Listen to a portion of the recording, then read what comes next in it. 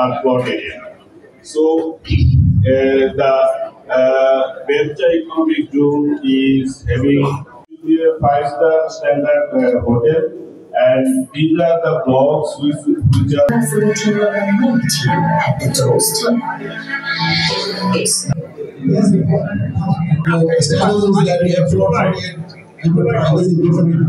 My name is Sandy from China, and it's my honor to be in this trip in Bangladesh. And when I arrived, the people were so welcome and friendly, so make me feel it's really comfortable to doing business here. And for my company, is from China, it's called Srizong Consulting from Beijing. So it was the first time arrived in Bangladesh.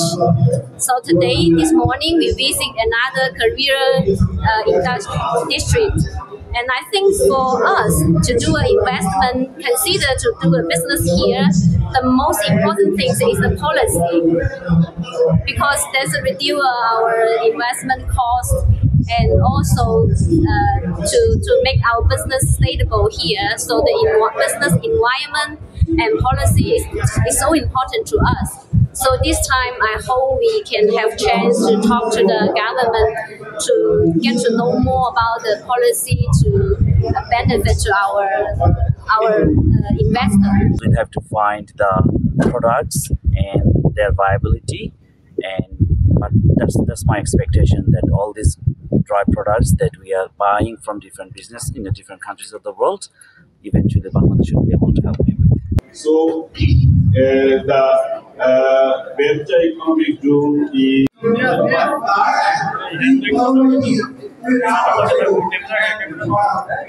Bangladesh say investment summit করছি, যেটা BIDA এবং বেজা উদ্যোগ নিয়ে কাজটি করছে। সেই উদ্যোগের অংশ হিসাবে আজকে আমরা ইনভেস্টরদের সরাসরি অন গ্রাউন্ডে এনেছি, যে আসলে আমরা যে কাগজ যেটা দিচ্ছি বা যে কাগজে যেটা বলছি সেটা আসলে বাস্তবে কেমন দেখা যায়, অথবা ওনারা অন্য ইনভেস্টরদের সাথে কথা বলবেন, তারা কথা বলে যেন বুঝতে পারেন যে আসলে এখানে বাস্তব সমস্যাটা কি আছে।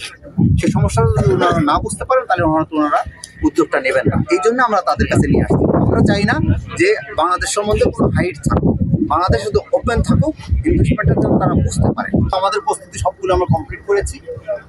তারা অনেকেই এখন আসতে চাচ্ছে। ফাইনালি হয়তো আমরা আশা করছি 1 বছরের মধ্যে তারা সব যারা আসবেন, 43 জনকে দিয়েছিলাম, তার মধ্যে হয়তো 4-5 জন উইথড্র করবেন, বাকিরা চলে আসবেন, এবং সেটা আমাদের ত্বরান্বিত হবে। আমরা যে ওয়ান স্টপ একটা সলিউশন হবে, যে আমাদের সকল ধরনের লাইসেন্সিং থেকে শুরু করে সকল ধরনের ব্যুরোক্রেটিক যে ব্যাপারগুলো আছে, মানে ইনভেস্টমেন্ট ফ্রেন্ডলি যে ব্যাপারগুলো আছে, সেগুলোর ব্যাপারে সর্বাত্মক আমরা একটা সাপোর্ট চাই গভর্নমেন্টের কাছ থেকে। এবং আমরা বিশ্বাস করি যে প্রাইভেট সেক্টরের ইনভেস্টমেন্টই পারে একটা সরকারের এবং একটা দেশের অর্থনীতিকে আমূল পরিবর্তন করে দিতে, যেটা কিন্তু আমরা গত 53 বছরে দেশে দেখেছি। তো এই জায়গাটাতে আরো হয়তো ভাই আরো 10-20 বছর আমরা আরো বেশি আগায় যেতে পারবো, যদি প্রপার সাপোর্ট, ধরুন গ্যাস, পানি, বিদ্যুৎ, লজিস্টিক্স, ম্যান পাওয়ার, যেটা আমরা শুনছি, যেটা আমাদেরকে প্রপোজ করছে ইকোনমিক জোন থেকে, যেটা আমাদেরকে বলছে যে সম্ভাবনার কথা, হাউজিং হবে, লেবার তৈরি করা হবে, প্রপার ফ্যাসিলিটিস, ইউটিলিটিসগুলো দিতে পারবে। আমরা বিশ্বাস করি আমাদেরকে সেই সাপোর্টগুলো সরকার অন টাইম দিতে পারবে, এবং আমরা যারা এখানে বিনিয়োগ করেছি এই বিনিয়োগটা সুরক্ষিত হবে।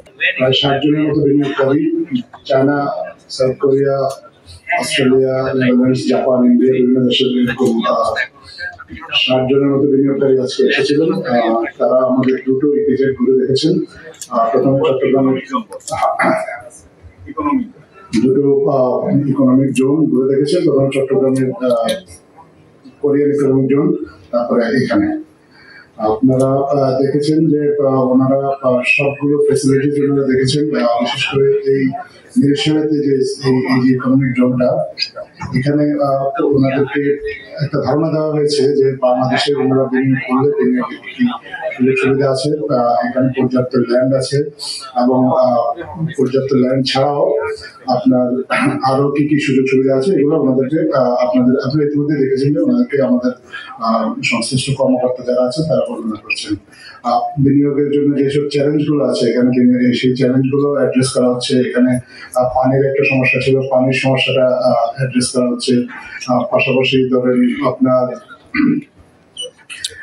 এখানে যে অনেকগুলো ইন্ডাস্ট্রিয়াল প্লট এখনো কিন্তু ডেভেলপমেন্ট পর্যায়ে আছে, আবার অনেকগুলোতে ইতিমধ্যে কাজ শুরু হয়েছে। প্রথম দিকে যখন 2018 সালে এই এই অঞ্চলটাতে শিল্প উদ্যোক্তাদের তাদের প্লট নিয়ে তারা কাজ শুরু করছিল, প্রথম দিকে একটা শ্রমিক সমস্যা ছিল, শ্রমিকদের পর্যাপ্ত শ্রমিক পাওয়া যাচ্ছিল না, সেই সমস্যাটাও কমে এসেছে।